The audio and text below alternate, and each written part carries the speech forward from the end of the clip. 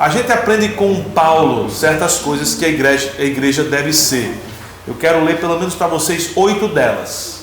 Primeiro, a igreja é uma igreja que proclama, certo? Segundo, a igreja que ensina e aprende. Terceiro, uma igreja que adora. Quarto, uma igreja que evangeliza. Quinto, uma igreja que ministra. Sexto, uma igreja que celebra. Sete, uma igreja que serve. E último, 8, uma igreja que pratica comunhão, certo? Então vocês têm isso, vocês têm a sua apostila, todas essas vamos dizer assim, elementos ou itens em relação ao que a igreja deve ser, é acompanhada aí de textos, tá? Que vocês vão encontrar cada uma dessas coisas sendo encorajadas e desafiadas para a igreja fazer. Eu queria ler para vocês aqui vamos dizer assim, um parágrafo aqui, que fala um pouco sobre esse processo e um programa eficaz de assimilação. Um programa eficaz de assimilação surge de objetivos definidos e alvos razoáveis. A criação de alvos aceitáveis como uma expansão de nossas mentes com relação ao futuro e também quando nos livramos dos problemas do passado. Objetivos são o veículo que uma certa igreja usa para direcionar suas atividades. Eles são declarados em termos práticos e dão direção aos seus programas. A sua igreja tem objetivos. Você sabia que você tem objetivos na sua vida? Hoje a gente entrou no carro mais ou menos ao meio-dia e tivemos um objetivo. Qual era o nosso objetivo? Comer. Comer. Não é? E nós tínhamos o objetivo de ir para um lugar específico, certo? Porque o Rogério queria uma desculpa para comer camarão. E aí ele disse para mim, confessou para mim, né, que pensou, já que o pastor Joaquim está aqui, é do Nordeste, gosta muito de camarão, eu vou levar ele lá para comer camarão. Lucas tentou estragar o objetivo do pastor Rogério, dizendo para ele que ele é alérgico a camarão. Como é que um cara pernambucano, cresceu em Recife, é alérgico a camarão? Me diga. Mas de fato ele é, certo? Aí então, instantaneamente Rogério desenvolveu, certo? Uma nova parte do plano dele de comer para comer camarão. Não tem problema, lá tem uma alcatra que você pode comer. Tem carne de frango. Não é? E aí fomos para lá, comemos muito bem, muito mais do que deveríamos comer, e cumprimos o objetivo que o Rogério tinha de comer o seu camarão. Aí eu conto essa história engraçada para vocês perceberem que a gente tem objetivo para tudo na vida. Quando a gente chega para a vivência da igreja e a vida da igreja, a gente não tem objetivo. Certo? Qual é o objetivo da Igreja Bíblica da Graça em Biguaçu? Qual é o objetivo? Porque se você tem objetivos declarados e escritos, eles vão ser os elementos avaliadores de tudo o que você faz. Tudo o que você faz. Então, se o meu objetivo é levar pessoas a conhecerem a Deus e desenvolverem um conhecimento da sua identidade em Cristo, para que se tornem pessoas de impacto no mundo, então tudo que eu vou fazer na minha igreja vai ter que ser filtrado por esse objetivo que eu acabei de declarar e descrever. E aí o que é que vai fazer com que eu decida que um ministério, um evento, uma atividade que a gente gostaria de fazer ajuda a cumprir o objetivo ou não? O objetivo em si. Muitas vezes a gente faz coisas na igreja semanalmente sem se perguntar para quê? Por quê? Qual é o objetivo? Eu conversei aqui, acho que foi na primeira noite, que muitas vezes a gente tem várias reuniões que se repetem. Não sei se vocês notaram isso em igreja. A gente faz no culto, a gente tem um culto direcionado só para crente. A gente faz uma quarta-feira um outro culto, que é igual o culto de quando? Domingo. E aí a gente inventa de fazer um café da manhã no sábado, que é igual o domingo e a quarta-feira, só que tem comida. Aí a gente inventa de fazer um culto especial de Natal, que é igual ao do domingo, o da quarta-feira e o do café da manhã, só que esse tem bolo e uns enfeites. Mas se você vê o conteúdo da reunião, ela é idêntica às outras. Então você tem que se perguntar qual é o objetivo desse ministério que eu estou me propondo a fazer, que é diferente, o que vai me ajudar, né, a cumprir uma outra etapa dos objetivos que a gente tem como igreja. Se o nosso objetivo como igreja é alcançar a comunidade com o Evangelho da graça de Deus, então eu tenho que me perguntar, né, tem algumas coisas acontecendo nessa reunião que a gente tem planejado que vai ajudar a gente a cumprir esse objetivo. Isso é chamado planejamento. E a gente planeja para tudo na vida. Para tudo na vida. Certo? Assim que acabar aqui, a gente vai começar uma assembleia em nossos carros, voltando para casa. Ou talvez você já teve essa assembleia antes de vir para cá. Qual é a assembleia do quê? Assembleia da janta. Né? Você vai definir onde é que você vai. Se você vai comer em casa, se vai comer na rua, se você tem resto de alguma coisa de manhã que você vai poder comer. Você tem planejamento para tudo da sua vida. Amanhã, se você vai para o trabalho, você tem um planejamento de que horas acordar, do que vestir, porque você sabe quanto tempo você precisa para chegar em tal lugar. Se você tem um carro só e emprestar para a sua esposa, você vai ter que agora planejar um tempo a mais, você tem que ir de ônibus. Você planeja para tudo na vida, mas chega dentro da igreja e a gente não planeja para nada. A gente acha que a gente se abrir a porta, certo? A gente vai aparecer, feito Jesus apareceu no meio dos apóstolos depois com seu corpo ressurreto. Não é? A gente tem que ser intencional no que a gente faz para assimilar as pessoas à nossa igreja. Quando um chefe de um batalhão diz para o seu batalhão: nós estamos indo à guerra, ele identificou a guerra. Qual é a próxima etapa que ele tem que fazer? Ele tem que desenvolver um plano para ganhar. Porque senão ele só identificou a guerra e ele chegando lá na guerra, ele está planejando, por não ter planejado vencer, perder. Ser derrotado nessa guerra. Nós temos uma guerra. E essa guerra é batalhar pelas almas que estão perdidas. De ensiná-las, enraizá-las nas verdades do Evangelho da graça que foi revelado a nós. Essa é a nossa guerra. Como é que a gente vai fazer isso? A gente tem que planejar. Nós temos que ter um plano para a gente saber como chegar lá. Então, a criação de alvos de assimilação não é uma tentativa de renovar programas ou crescimento em uma igreja. Também não é um evento individual ou injeção de adrenalina espiritual. O estabelecimento de alvos de assimilação tem sua influência positiva que providencia uma visão superior e desenvolve olhos de crescimento da igreja e que observa o trabalho da igreja de uma forma espiritual clara, mas ao mesmo tempo com uma perspectiva prática. Teve ministérios lá na nossa igreja que nós, por falta de uma melhor palavra, nós acabamos, não fazemos mais. Por quê? Porque a gente veio observar que a eficácia dele não era boa, do que a gente estava fazendo. Certo? Por quê? Porque a gente avaliou. Se a gente está aqui para alcançar pessoas, né, ensiná-las a verdade do Evangelho, e isso não está acontecendo, então a gente tem que tentar uma outra abordagem. Temos que desenvolver um outro plano. Então, a gente não pode ser, né, indianos. Você sabe o que quer dizer não ser indiano? O único lugar onde a McDonald's tem seus restaurantes e não tem hambúrguer de carne de vaca, você sabe onde é? Na Índia. Porque a vaca lá é o quê? Sagrada. A gente não pode ter vaca sagrada na igreja. Nenhum ministério é uma vaca sagrada. Sagrado só tem o Senhor.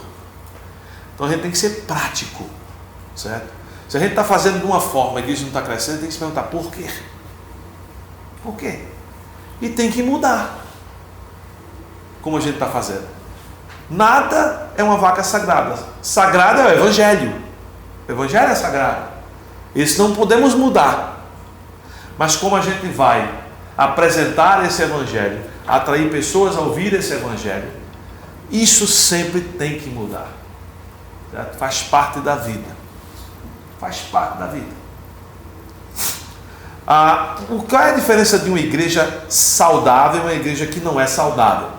Eu vou dizer a vocês agora, falando aí numa tabelinha que tem aí na sua apostila.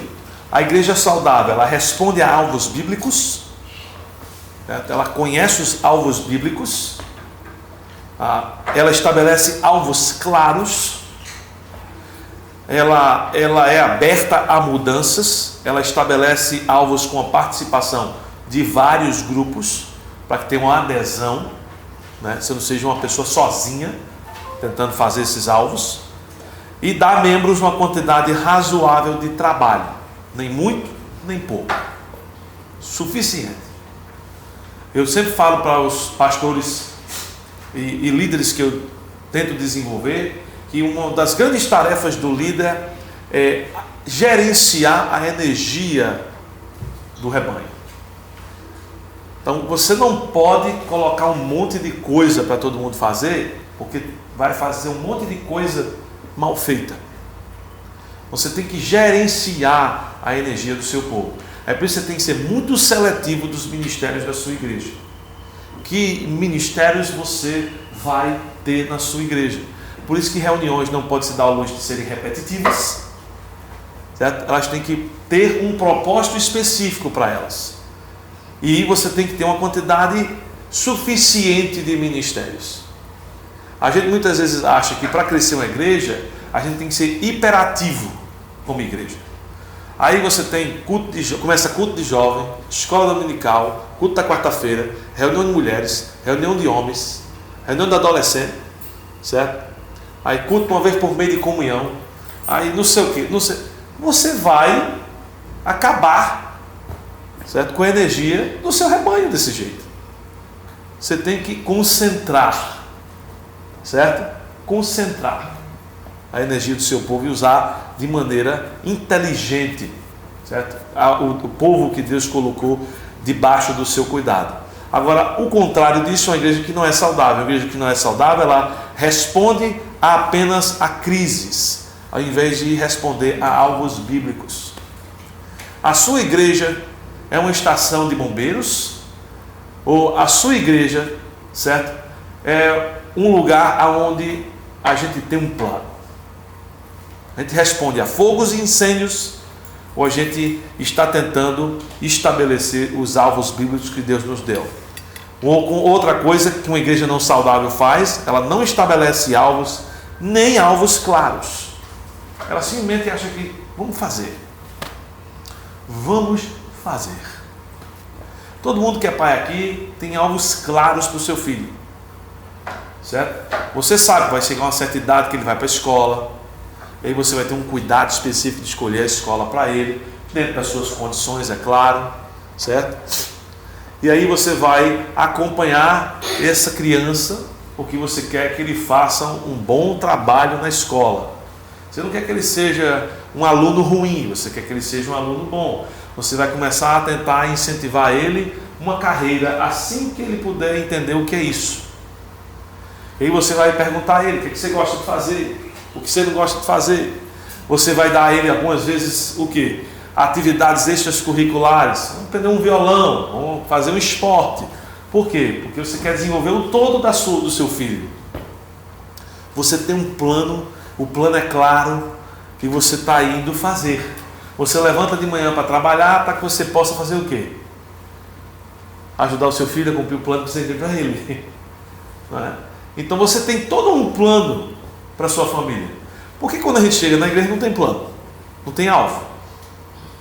Vamos fazer. Você tem que ter esses alvos tão estabelecidos. Uma igreja que não é saudável, ela, em vez de ser aberta a mudanças, ela resiste a mudanças. Ele não pode tirar isso daqui. Por quê? Porque o irmão fulano deu. O irmão fulano está onde? Na glória. Ele não vai sentir falta, eu te garanto. Então vamos rearrumar isso aqui. Por quê? Porque de acordo com os objetivos e alvos que a gente tem, vai ajudar a gente a alcançá-los. Lembra? Não pode ter o que em igreja? Vaca sagrada. O evangelho é sagrado, mas não tem nada o outro na igreja que é sagrado.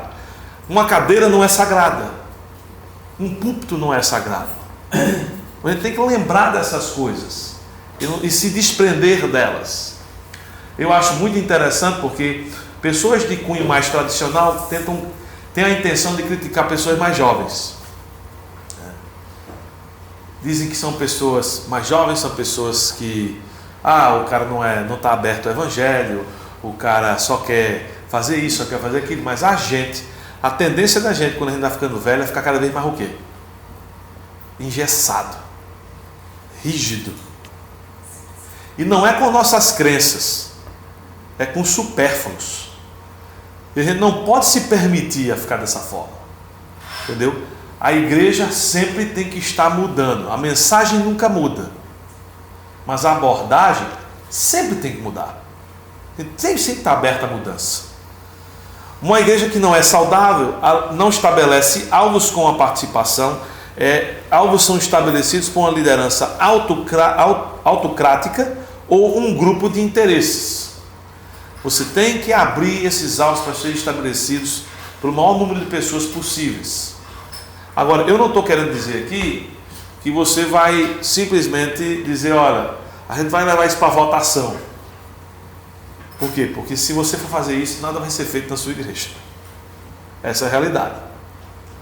Mas você tem que envolver pessoas em partes diferentes do que você quer fazer na sua igreja. Você sabe quem são as pessoas mais indicadas para trabalhar na decoração da sua igreja? Fazer um ambiente acolhedor, amigável, onde a pessoa entra e já se sente assim. Você sabe quem é? Pessoas que são boas nisso. Você sabe pessoas que devem cuidar do áudio da sua igreja? Pessoas que são boas nisso. Da imagem, pessoas que são boas nisso. Certo? Então você tem que envolver todo mundo nesse estabelecimento de alvos e também na entrega desses alvos que você está tentando fazer através da sua igreja. Uma outra coisa que a igreja não saudável faz são pessoas que trabalham demais e outras de menos. Há uma estatística que a maioria das igrejas, apenas 10 a 20% das pessoas servem na igreja, enquanto os outros 80% recebem confortavelmente o que os outros estão fazendo. Você não pode deixar que ninguém se acomode na sua igreja. Eu estou falando aqui não só a pastores, mas a todos vocês. Vocês são tão responsáveis a criar um ambiente, uma cultura na sua igreja de serviço, quanto o seu pastor é. Você chamar a pessoa para fazer com você. Sempre. Nunca faça só nada. Tá? A gente está sempre constantemente desafiando pessoas na nossa igreja a servir. E a gente tem todo santo nível diferente de serviço na igreja. Tem gente lá que ainda não fez uma profissão de fé em Cristo que está servindo. Aí você diz, mas pastor, descrente servindo? Sim. A gente coloca eles para o grande ministério espiritual de limpar cadeiras. Certo? Muito espiritual, não é? Que nível espiritual uma pessoa tem que ter para limpar uma cadeira? Nenhum. Absolutamente nenhum. Né? Então chega um monte de jovem lá na igreja, às vezes, que está lá com meu filho, não tomou uma profissão de fé, diz, ei, cara, vem cá, pega uma coisa ali, outra coisa ali, vem limpar uma dessas cadeiras aqui. Então, por exemplo, a gente tem time, tem um rodízio, tem um ministério chamado lá na nossa igreja, Neemias, que é responsável pela abertura e fechamento da igreja, do prédio. Certo? E eu tenho gente de todo nível espiritual lá. Por quê? Porque eu não preciso gente altamente espiritual para abrir uma porta, fechar uma porta, apertar o botão do ar-condicionado para ligar, para depois desligar as luzes, colocar as placas lá fora que a gente tem de cavaletes, colocar de dentro. Mas você precisa organizar isso de alvos específicos para que as pessoas possam ser assimiladas. Muitas vezes o que é que acontece? Teve pessoas lá que entraram, se converteram 6 meses depois. Por quê? Porque estavam envolvidas em fazer alguma coisa como desse tipo, né? Ficaram ouvindo, depois disseram, é isso que eu quero. Eu creio em Cristo, coloco minha fé nele. Então você tem que ter planejamento de envolvimento de pessoas. Você virar aí para a sua página 85, número 85, eu quero delinear aqui algumas áreas onde a sua igreja precisa de ter alvos, certo? São 3 áreas específicas e sub-áreas dentro dessas áreas. Primeira área que a sua igreja precisa ter alvos é na sua estrutura. E lá dentro da sua estrutura você tem que se preocupar com a organização para funcionar efetivamente o que você faz como igreja. Requerimentos para pessoal e funcionários, ambos voluntários e pagos. Não é engraçado que quando você é contratado por uma empresa, você sabe exatamente para que você está sendo contratado. É verdade ou não é? É verdade ou não é? Certo? Porque tem uma descrição do seu cargo, do qual foi apresentado a você, provavelmente no seu processo de entrevista. Disseram a você o que envolve, o que você ia fazer, e tarará e tererê. Depois que você entrou, teve alguém que treinou você, certo? Para fazer aquilo que você foi. Na nossa igreja a gente tem o quê? Não tem nada disso. Cada um que se vire. E muitas vezes as pessoas não se envolvem porque não sabem como fazer. Então a gente tem que ensinar e ao mesmo tempo descrever essas áreas e o que essas áreas incluem para fazer. Lá na nossa igreja a gente tem checklist em tudo que é lugar lá, certo? Tem um checklist no salão de culto, tem um checklist no ministério infantil, tem um checklist na sala de jovens, tem um checklist na cozinha. Para que isso? Para que todo mundo saiba o que tem que ser feito. Eu posso automaticamente pegar qualquer senhora que chega lá hoje e dizer: olha, eu queria que só ficasse responsável pela cozinha hoje. Não sei o que fazer, está ali um checklist. Vai lá e faz.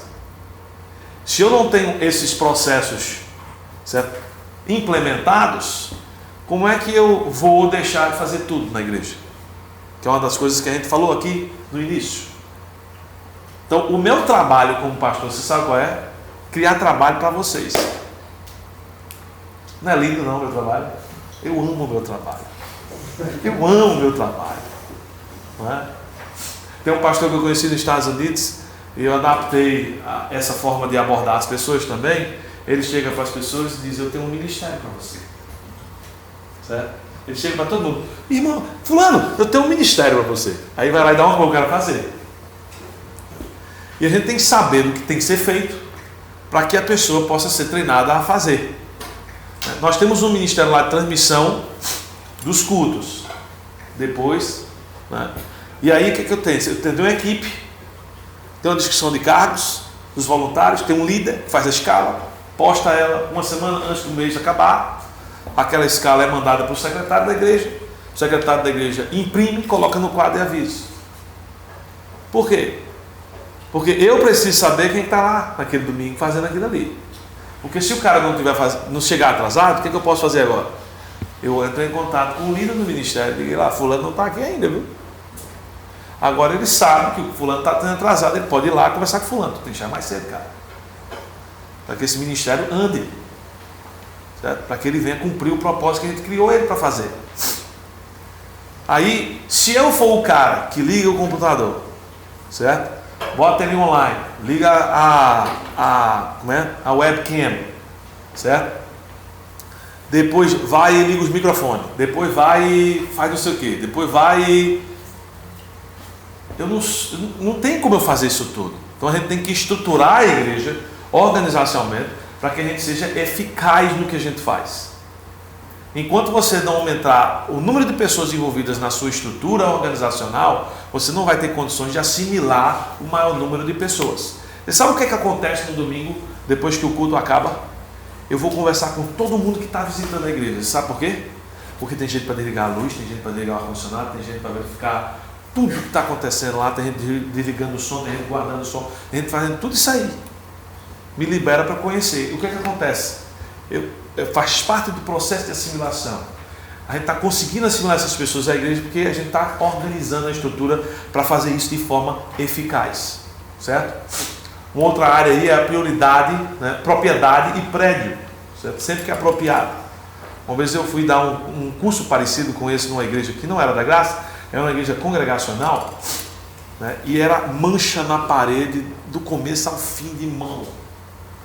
Parecia uma sala de jardim da infância. Já foi numa sala de jardim da infância, né? Que é mão por todo lugar, certo? Tem outras coisas lá também, além de mão. né, que eu não quero falar para não enojar vocês, certo? Mas tinha mão de todo lugar. E eu falei para o pessoal, olha, quando alguém entra aqui, qual é a impressão que ele tem de vocês? Qual vai ser a impressão? Que vocês não ligam para nada. Porque é uma coisa simples, que é um balde de tinta e um rolo com a bandeja. Vocês não querem fazer, né, para receber as pessoas, está complicado. Quando você recebe pessoas na sua casa, o que você faz? Você tem lá uns pratos melhores que você não deixa ninguém usar, né, mãe? Ninguém usa esse prato aqui, eu não sei quando a gente recebe visita. Minha mãe tinha isso. Minha mãe tinha toalha que ninguém podia tocar. Toalha, tomar banho. Quando ela recebia alguém para dormir lá em casa, a toalha era da visita. A toalha novinha, ela dava lá. Poxa, eu estou aqui me enxugando com essa toalha cheia de furo, mãe, e a senhora dá essa toalha aí pro camarada. Por quê? Porque o melhor você quer dar para quem está te visitando. Então, pensa na tua igreja, no prédio dela, como o teu melhor para a tua comunidade. Como é que tu pode dar o teu melhor para a tua comunidade? Para quando a pessoa entrar lá dentro, literalmente, ela sentir naquele ambiente do qual ela está para receber algo que ela estava loucamente esperando para receber. Então a gente precisa fazer isso. Tem uma denominação, que vocês devem ter ouvido falar, Mormons. Né? Alguém ouviu falar do Mormon aqui? Todo mundo ouviu falar do Mormon aqui?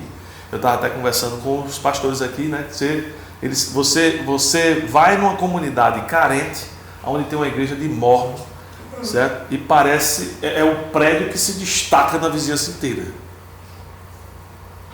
E eu fico imaginando o que leva uma pessoa daquele lugar, né, humilde, e fazer parte de uma igreja daquela, com uma doutrina tão trouxa. Eu creio que ele quer ter um momento do qual ele não tem na vida dele. Entrar num lugar limpo, bem cuidado, certo? Onde nada se assemelha ao caos que ele vive em casa. Você já parou para pensar que muitas vezes as pessoas entram nos seus prédios e eles querem ter esse tipo de experiência? Então a gente tem que lembrar disso quando a gente está desenvolvendo alvos para nossas igrejas. Outra área de alvo é a área ministerial, certo? Subelementos aí dessas áreas, o louvor, né? Você tem um planejamento para o louvor da sua igreja. Você tem desenvolvido pessoas a tocarem, você tem desenvolvido pessoas a cantarem, você tem ensaios específicos, você tem toda essa questão aí que envolve como é que você tem estimulado pessoas a um louvor corporativo, né? Que eu vejo muito hoje em dia, que eu não sou contra a música especial, mas muitas vezes eu estou notando que as igrejas estão indo cada vez mais para um ambiente de louvor, onde se assemelha mais a um show do que a louvor corporativo, congregacional, né? Então você tem que lembrar, o que você quer alcançar com o louvor da sua igreja? O que você quer fazer? Qual tipo de parte que esse louvor da sua igreja vai ter em propagar o Evangelho para as pessoas que vão estar ali? A gente nota na nossa igreja, a gente tem um louvor como uma preparação do coração. Preparam as pessoas para uma mensagem da qual já está começando a penetrar em seus corações. Você tem que ter cuidado, por exemplo, na seleção de músicas que você faz. Você escolhe músicas para o louvor que tem a ver com a mensagem que vai ser compartilhada naquele dia? Ou o louvor é um culto diferente da mensagem? É muito importante essa coerência. Você faz coisas assim incoerentes na sua vida? Claro que não. Mas a gente chega na igreja e a gente esquece que tem que ter coerência também. Tem que se completar essas partes da igreja. Outra área aqui de ministério é ministério pessoal aos membros, de edificação. Você tem alvos para a edificação dos membros. Classes específicas, como a gente conversou. Certo? Se uma pessoa converte-se hoje na sua igreja, aonde você quer que ela venha a estar 3 anos depois? no conhecimento da palavra, no envolvimento dela, na transformação da vida dela como marido, como pai, como esposa, como filho, como mordomo do que Deus deu a ela. Você tem que ter um alvo. Se você não tem alvos, você vai ter fazendo coisas aleatórias para ela. Então você tem que perceber que tudo você vai precisar de alvos, né? Educação para todas as idades é uma outra área também. O que você vai fazer de edificação num adolescente é diferente do que você vai fazer de edificação de uma pessoa da terceira idade. Então, o ministério de ensino da palavra vai ter formas diferentes. Por quê? Porque a idade ela absorve certos conceitos diferentes de outras idades. Então você tem que levar em consideração esses alvos. A gente acabou de fazer uma avaliação completa do ministério infantil lá da nossa igreja. Colocamos uma nova coordenadora 6 meses atrás. A gente fez pelo menos umas 4 reuniões, onde a gente decidiu que tipo de currículo usar, o que não usar, um treinamento, desenvolvemos um manual de treinamento. Quer dizer, tudo isso aí para que a gente possa ter algo organizado para as famílias que chegarem lá. Aí eu lhe pergunto, uma família com crianças chega na sua igreja, certo?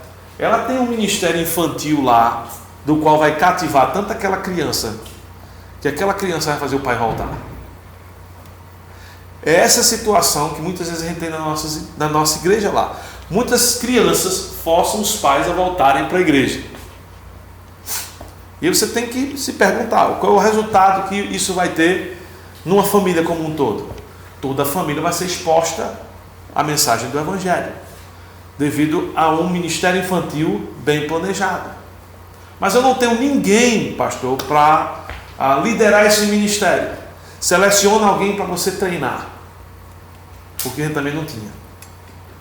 Ó, quando eu cheguei na igreja, não tínhamos ninguém para ficar com crianças, certo? Aí geralmente a gente dá isso a quem para fazer? Lucas, responda. Para a esposa do pastor. Para a esposa do pastor, é claro, né? Certo? A esposa do pastor, ela é uma mágica, certo? Ela tira tudo da cartola, né? Certo? Mas talvez essa não seja o ministério dela. No caso da minha é. Certo? No caso da de Lucas é. Certo? A minha também é muito boa com crianças. Mas só que tem o seguinte, quando a gente chegou na igreja não tinha ministério infantil e nem ninguém para fazer louvor. Como minha esposa ainda não consegue estar em 2 lugares ao mesmo tempo, é a única coisa que ela não consegue fazer, certo? A gente teve que escolher onde ela ia ficar. Então a gente ficou no louvor, ajudando na igreja, certo? Eu não tinha ninguém agora. O que eu fiz? Eu comecei a treinar. Você sabe o que eu fiz? Eu peguei um seminário congregacional lá perto da igreja e mandei 2 pessoas serem treinadas como ensinar crianças. Abordei as pessoas, se está interessado em fazer isso, a igreja pagaria para você? Sim. E elas fizeram um curso de 1 ano. E foi assim que a gente foi montando o ministério infantil. Não é da noite para o dia. Hoje, 4 anos depois, né, nós temos um ministério de maior atividade, de maior impacto na vida das crianças, mas não começou assim. Você tem que ter alvos, você tem que trabalhar em direção a esses alvos. Se eu não tivesse alvos, eu ia trabalhar em direção do quê? Uma vez eu vi eu amo os quadrinhos de Charlie Brown, né? Você sabe qual é Charlie Brown? Amiguinho de Snoopy, né? Certo? Aí eu vi uma vez um quadrinho de Charlie Brown que ele jogava, o Snoopy que diga, Snoopy ia e jogava uma flecha, puf, certo? Depois ele ia lá e circulava ao redor da flecha. O que você está fazendo? Charlie Brown perguntou. Uai, eu estou tendo a certeza de que eu nunca vou errar o alvo. E você sabe que a gente pratica essa mesma forma, né, de alcançar alvos em nossas igrejas locais? A gente não sabe para o que a gente está fazendo e onde a gente quer chegar. Mas se alguém perguntar, a gente diz, não, a gente já chegou lá. Lá aonde, meu filho? Então a gente precisa deixar de fazer as coisas de maneira aleatória e começarmos a ser intencionais em relação aos nossos alvos para o crescimento das nossas igrejas, né? O último alvo aí em relação ao ministério é um alvo para a comunhão. Você tem que ter alvos também para que os membros se integrem uns aos outros. Tem reunião nas nossas igrejas, na nossa igreja, que a gente não faz nada a não ser gastar tempo junto. No feriado que nós tivemos, na feriado do Dia das Crianças, dia 12, fizemos um churrasco, certo? A única coisa espiritual, tradicional que fizemos foi uma oração antes de comermos. Depois prosseguimos para fazer outras coisas espirituais. Comer o churrasco, tomarmos coca, conversarmos sobre nossas vidas, certo? Jogarmos ping-pong. Você sabia que é tão espiritual quanto ler a Bíblia? O que a palavra de Deus nos diz? Quer comais, quer bebais, façais qualquer coisa, fazer o quê? Tudo Para a glória de Deus, certo? A gente estava ali com a intenção de fazer o quê? Interagir gente nova que estava chegando na igreja com gente que já estava na igreja. Estava fazendo para a glória de Deus. E Deus não estava deixando eu comer um churrasquinho de vez em quando. Então você tem que ter planos para comunhão também. Discipulado. Administração. Né? Qual é os seus alvos para a administração de habilidades, de tempo e de ofertas? Você tem que ter alvos. Não é interessante que você tem um orçamento familiar, mas a igreja não tem um orçamento? Poucas são as igrejas que têm um orçamento. Você sabe o que a gente faz? A gente relata gastos em igrejas. E a gente acha que isso é ter finanças organizadas na igreja. Não. A maneira que você trata o dinheiro é você dizer para onde ele vai. Não depois circular ao redor dele. Né? E dizer, olha, a gente gastou onde a gente planejou gastar. Faz um ciclo ao redor da flecha. Quanto é que você quer gastar em evangelismo esse ano de 2020? Qual é o seu alvo financeiro? Vai comprar material? Vai fazer o quê? Qual vai ser a parte, a camada financeira que vai tomar do seu orçamento? Quanto você quer gastar em discipulado? Quanto você quer gastar em manutenção do prédio? Em melhoramento? Tudo isso aí tem que ser orçado, para que você possa ter agora um plano de como levantar. Se você não sabe quanto você precisa, como é que você vai levantar o dinheiro que você precisa? Então a gente precisa ter isso também orçado. De novo aí, administração de habilidades, eu falei de ofertas, vocês têm a ideia do que eu quero chegar. Desenvolvimento da liderança congregacional. Você tem alvos para desenvolver líderes ministeriais, certo? Desse ano eu treinei 2 pregadores lá, de local. Nós começamos em outubro um treinamento de presbíteros e diáconos. 6 camaradas eu estou treinando, a presbítero e diácono. Foram alvos que a gente começou no início do ano. Tá? Assim como eu disse a você que tínhamos o alvo de ter 2 classes de novos membros, né? E a gente faz o que quando a gente tem esses alvos? A gente vai ter novos membros, né? Você vai ter atrás de novos. Da mesma forma, eu não comecei a treinar esses presbíteros e diáconos em outubro. Eu comecei a identificá-los em janeiro de 2019 e conversar com eles sobre isso. Então você precisa ter esse desenvolvimento de liderança. Por que eu estou aqui? Eu estou aqui. Eu estava no Maranhão, passei um final de semana também lá. Quando eu voltei, a igreja estava do mesmo jeito. Por quê? Porque desenvolvemos lideranças. Então você tem que desenvolver lideranças. Eu sou um ser eterno, ok? Mas o meu corpo não é eterno. Então eu não vou estar aqui para sempre. Então a gente tem que ter sempre a ideia de quem vai nos substituir. E treinarmos e desenvolvermos esses líderes para nos substituir. É isso que a gente tem que ter. Hoje lá no Nordeste nós temos Pastor Lucas, Pastor Manuel, Pastor Herman, Pastor Joaquim. Por quê? Porque Pastor Douglas, né, teve a grande ideia de eu não posso deixar de me substituir.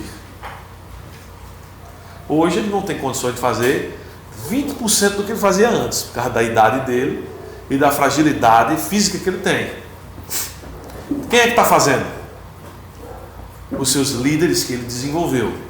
Então, da mesma forma, certo? A gente tem que praticar isso em 2 Timóteo 2,2, como o Bernardo veio falar comigo no primeiro da noite, né, Bernardo? Certo? Que as coisas que eu visto de mim, né, passa para outros, que vão passar para outros. Então a gente sempre tem que estar identificando quem vai nos substituir, certo? Outra área de alvos, evangelismo e alcance. Quais são os seus alvos? Quais são os seus alvos? Você quer crescer com quantos por cento esse ano de 2020? Você tem que ter algo. Ministérios sociais da sua igreja. Como é que você quer impactar a comunidade onde você está? Você tem que ter alvos. Então, tudo isso aí exige alvos para a sua igreja. Então, vamos aqui dar uma olhada nos passos do desenvolvimento de uma estratégia de assimilação e crescimento da igreja. Certo? Acho que eu vou acabar essas 2 páginas e aí a gente vai finalizar o nosso curso hoje à noite. Primeiro, página e meia, no caso. A primeira parte, né, passo nesse desenvolvimento de uma estratégia de assimilação e crescimento é a análise. Você tem que entender aonde sua igreja está, para depois você começar a planejar para onde você quer que a sua igreja vá. Então é muito importante você fazer essa parte de análise. Onde é que a sua igreja se encontra agora? Quantas reuniões tem? Para que são reuniões? Quantas pessoas tem? Certo? Quem é crente? Quem não é crente lá dentro? Certo? O que a gente tem para isso? Tudo a gente tem que fazer uma análise. Tudo a gente tem que fazer uma análise. Você sabe quantos por cento as suas ofertas cresceram nos últimos 4 anos? Se eu fizesse uma pergunta a você, você teria essa porcentagem na sua cabeça? Ou pelo menos você teria dados de como saber? Então, como é que você vai planejar gastar? Se você não sabe se está aumentando, diminuindo, né, em que está indo, certo? Então, você tem que ter essa análise de dados para que você possa desenvolver a sua igreja. A outra parte é os alvos. Uma vez feita a análise, né, o que a sua igreja deve fazer? A parte você vai desenvolver uma visão e um propósito da sua igreja. Depois você vai entrar em programas. Como a igreja avança para realizar esses alvos. Agora vamos decidir o que estabelecer como ministério para a gente alcançar os alvos que a gente estabeleceu. Se, por exemplo, o seu alvo principal em 2020, certo? Vamos dizer aí, crescer 25% o número de pessoas da sua igreja. Você agora tem um alvo, você agora tem que saber quais são os ministérios nos quais você tem que investir para que você consiga chegar a esse alvo. Se você tem aí uma igreja de 40 pessoas, 25% seria o quê? 10 pessoas a mais. Você tem que acabar o ano com 50 em 2020. Então, o que você vai fazer para conseguir mais 10 pessoas? Assimilar essas pessoas, né? Proclamar o evangelho para elas. Você tem que ter esses alvos e agora você tem que ter os programas no lugar. Depois, o último e mais importante de todos é a avaliação, certo? Desses passos que você fez. Isso certifica-se que sua igreja está avançando. Tá? A gente matou um ministério lá agora, uma vaca sagrada, que era um ministério de evangelismo na rua. A gente não está fazendo mais ele, não tem planejamento de fazer mais ele em 2020. Você sabe por quê? Porque a gente avaliou quantos se converteram. Em 2018, que foi no final de 2018, outubro de 2018 que a gente começou esse ministério, e agora em 2019 fez um ano, a gente fez uma avaliação. Você sabe quantas pessoas se converteram em evangelismo de rua? 0. Ah, mas todo mundo gostava tanto de fazer. Maravilha que gostava de fazer, mas não se encaixa com a comunidade onde a gente está. Você sabe por quê? A gente tem uma comunidade em Boa Viagem que todo mundo mora em prédio. Você sabe quantas pessoas dos prédios andam nas ruas? Caminho que a gente estava abordando? 0. Todo mundo que a gente estava abordando na rua e falando de Cristo, você sabe de onde eram? De outros lugares. Então a gente fez o quê? A gente vai agora reconcentrar, refocar essa energia em outro ministério de evangelismo. Então a gente está criando agora times de visitação. Vai ser o nosso foco em 2020. Vamos focar em times de visitação de visitantes que vêm para acompanhá-los. Eu fiz um teste com relação a isso. Eu fiz isso aí com 4 pessoas que vieram, 3 creram em Cristo. Amém. Então, o que você tem aí? Você tem automaticamente, né, um ministério do qual você está vendo que vai surtir efeito. Então, você tem que perguntar o que a gente está fazendo, está surtindo efeito? Se não está surtindo efeito, muda.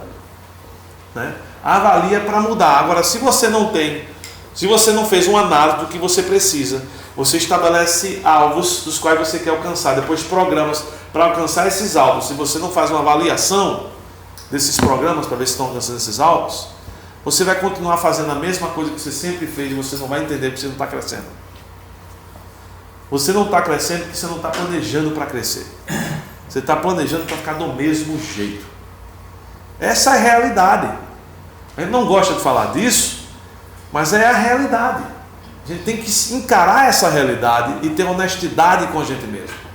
Entendeu? Será que a gente tem planejado para crescer? Ou só permanecer do jeito que está?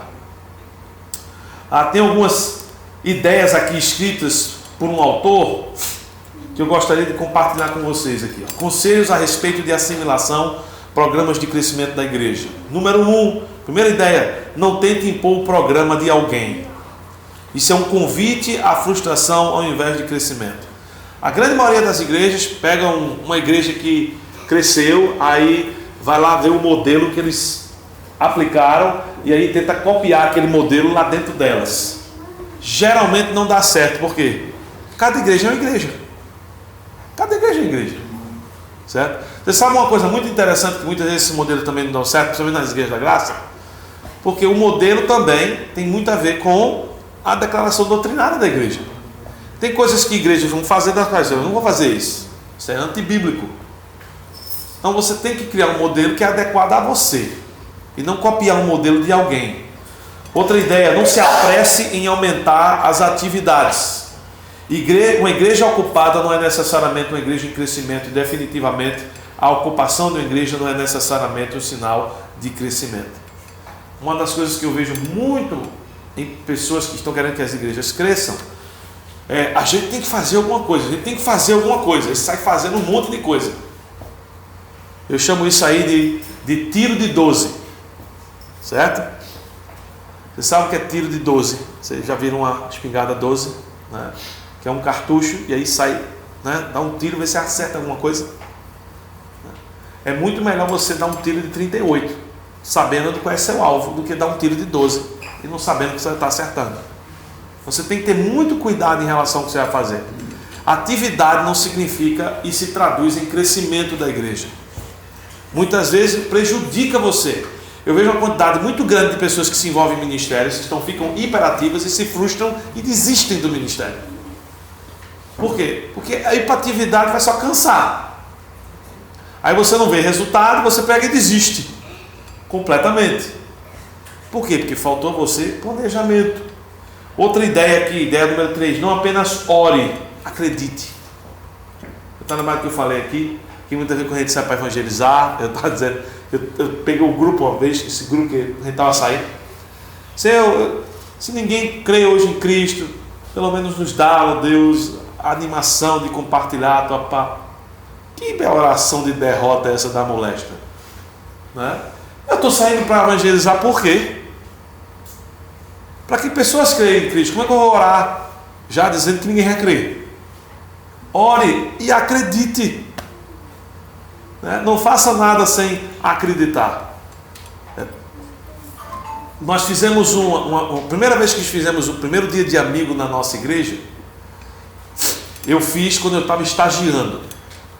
Tinha um outro pastor lá. Eu sugeri. Ele falou assim, então, vamos fazer. Aí nas nossas reuniões de planejamento ele chegou, eu acho que vai dar uns 10 pessoas aqui de convidados. Eu disse, vai não, pastor. Como assim não vai? Vai dobrar. Vai dobrar? Vai dobrar. Não vai dobrar de jeito nenhum. Eu disse, pastor, vai dobrar. O senhor vai ter aqui 100. Tinha 45 pessoas na igreja na época. Eu digo, tá bom, você está dizendo aí, eu não acredito nesse negócio não, mas eu acredito. Se eu não acreditasse, eu não ia fazer. Nós tivemos 120. Porque você faz coisa que você acredita. Entendeu? Se você já está se auto-sabotando, porque é o quê? É um ato de autopreservação que muitas vezes a gente tem. Eu vou me convencer que o negócio não dá certo, porque se aí não der certo, pelo menos eu não esperava que dava certo. É um ato de autopreservação, certo? Só que a gente tem que ser louco para Cristo. Tem um termo em inglês que diz go big ou go home, certo? Que quer dizer ou faça grande ou vá para casa. Então a gente tem que ter essa atitude. Afinal de contas, não é melhor que o maior número de pessoas escutem o Evangelho? Claro! Então planeje grande, não planeje pequeno. Tenha alvos audaciosos. Se os seus alvos não requerem um milagre de Deus, tão pequeno. Essa é a realidade. Se eu coloco um alvo, não dá para a gente fazer isso, não acrescenta uns 10% para que Deus tenha que intervir, então esse alvo é baseado nas minhas capacidades naturais e não no agir sobrenatural de Deus. Amém? Amém. Fraco esse amém de vocês. Amém. Amém. Melhorou. Amém! Agora tá bom, Lucas. Glória a Deus. Agora você sabe exatamente o que eu trouxe essa parte comigo. É um motivador. Isso. Não faça do crescimento numérico o seu objetivo principal. Nem tudo está bem quando se há muitas pessoas e dinheiro, viu? Nem tudo. Mas pastor, o senhor falou para a gente... Sim. Tá? Mas não seja uma igreja que só faz inflar. Está todo mundo cheio de ar lá dentro. Certo? Qualquer pressãozinha da vida, o cara... Né? Você tem que ter alvo de crescer pessoas. Crescer com pessoas e crescer pessoas. Afinal de contas, o Evangelho é ou não a solução para os problemas do mundo? É. Então a gente tem que crescer pessoas. Passos positivos concernentes à assimilação. Segura a ponta aí, viu, gente? Que a gente vai acabar aqui. Passos positivos concernentes à assimilação a atividades de crescimento da igreja. Primeiro, admissão de erros. Não dê desculpa. Seja honesto. Gente, a gente não está crescendo. Tem alguma coisa errada. Eu tinha um professor na faculdade, no seminário, que ele dizia: o primeiro passo para resolver um problema é você admitir que tem um. Se você não admite que tem um problema, você não vai resolver o problema. Então, o primeiro passo para uma igreja, ou liderança, todo mundo faz parte da igreja, a gente tem um problema. Certo? Admissão de erro. Segundo, abertura a mudanças. Nós temos um problema. Estamos dispostos a mudar para consertar. Então você tem que estar aberto a mudar. Número 3, tenha atenção aos detalhes. Preste atenção a detalhes sem obsessão. Tá? Gente que tem aqui obsessão a detalhe, tá certo? Não é o que eu estou falando aqui. Mas veja a coisa de maneira mais ampla. Lá na igreja eu tenho uma maneira de dizer ao pessoal: tudo que é bagulho desnecessário do palco sai. Por quê? Porque eu não quero que se tenha distração do que a gente vai fazer ali. Então a turma lá me conhece. Ninguém deixa bolsa no palco. Você conhece um monte de músico que sai deixando o case da guitarra do sei onde, né? Aí tem a garrafa d'água, aí tem o copo do café, tem, né, a bolsa que ele trouxe com a roupa dele. Você bota ali, cara, no depósito, onde é que seja aí. Por quê? Porque eu quero que a pessoa entre aqui e se concentre. Você tem que ter uma visão ampla do que você quer fazer em relação à sua igreja. 4, insistência na qualidade. Vocês já notaram que a gente faz tudo de qualidade na vida, quando chega na igreja é tudo de qualquer jeito? Me explica esse negócio aí, como é que funciona. Que eu nunca entendi. Alguém que chega atrasado no trabalho?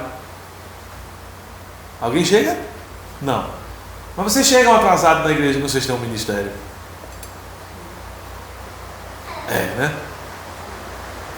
Certo? Aí depois a gente quer culpar o pastor porque a igreja não cresce. Mas a gente não faz um ministério de qualidade. A gente não conecta a nossa falta de qualidade ministerial, certo? Com a falta de qualidade ministerial da igreja.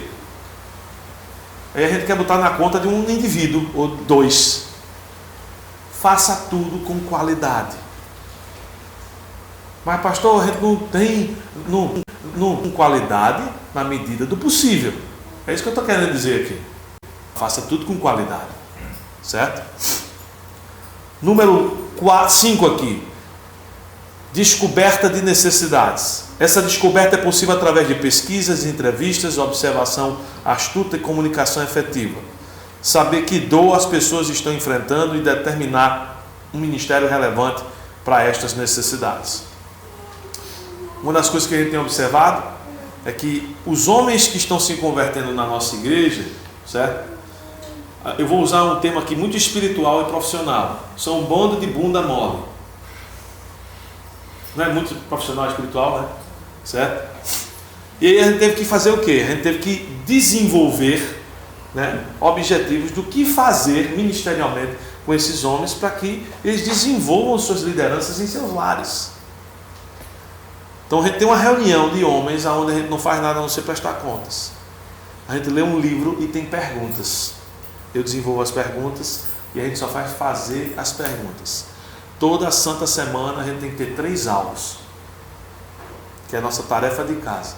A primeira parte da reunião que a gente faz é perguntar: e aí, fez? E quando o cara diz não fez, a gente tem permissão dos outros para descascar o camarada, porque não fez. Pra você ter uma ideia do que a gente faz nessa reunião, teve uma situação onde um certo homem, a geladeira da casa dele tinha quebrado, a lavadora de roupa da casa dele tinha quebrado e o micro-ondas da casa dele tinha quebrado. E estavam mais de 6 meses assim. Não era falta de dinheiro, era a falta de uma coisa muito importante: vergonha na cara, né? E aí você sabe o que ele estava fazendo? Ele estava fazendo a esposa ir para a casa da mãe dela, lavar a roupa, cozinhar, e comiam tudo lá. A gente chegou e disse que isso ia acabar. Ele disse: olha, bicho, tu tem 2 semanas para consertar isso tudinho. Ainda terminou no grupo.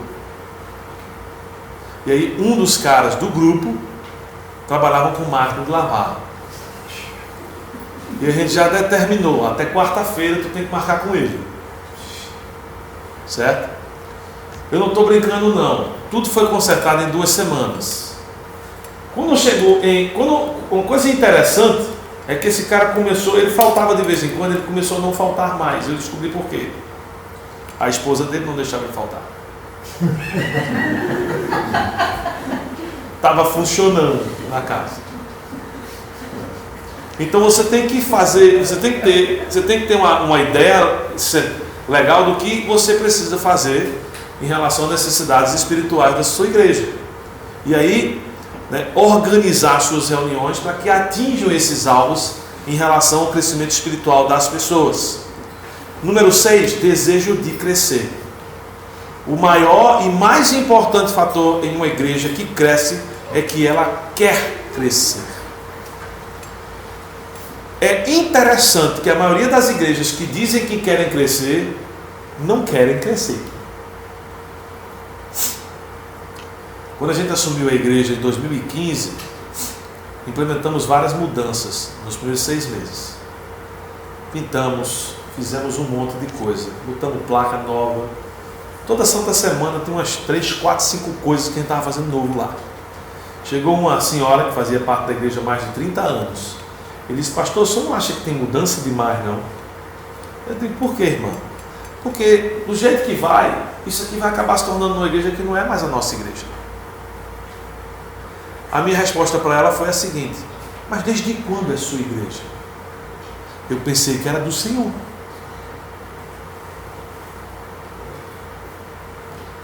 Ela olhou para mim e disse: o senhor tem razão. Por quê? Aquilo ali foi o quê? Aquilo ali foi uma resistência. Eu quero que a igreja cresça, mas eu quero que ela não mude. Eu gosto do jeito que ela está. Certo? Aí o que ela queria? Ela queria as paredes sujas, os interruptores sem funcionar, os ventiladores quebrados, a placa com os números caídos, porque era o caos que tinha se tornado o normal. Não pode deixar isso acontecer. A gente tem que desejar crescer. Razões por que as pessoas não se envolvem e não continuam envolvidos na igreja, a gente vai terminar aqui, certo?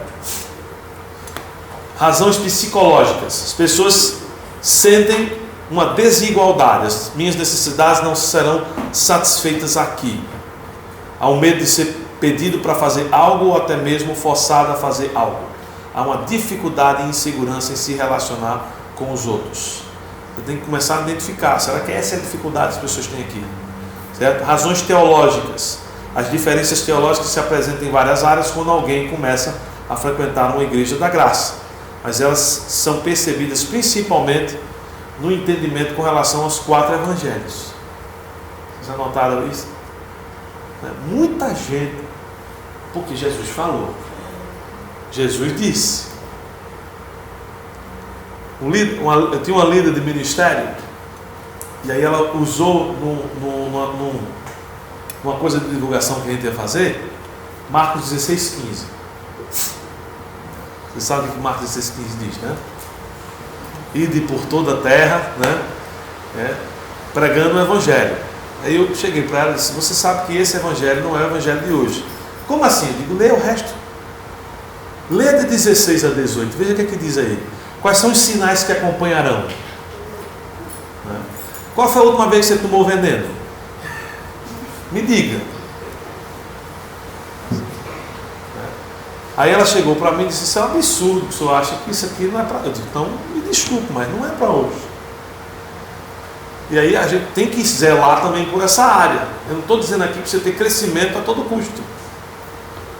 Você precisa entender.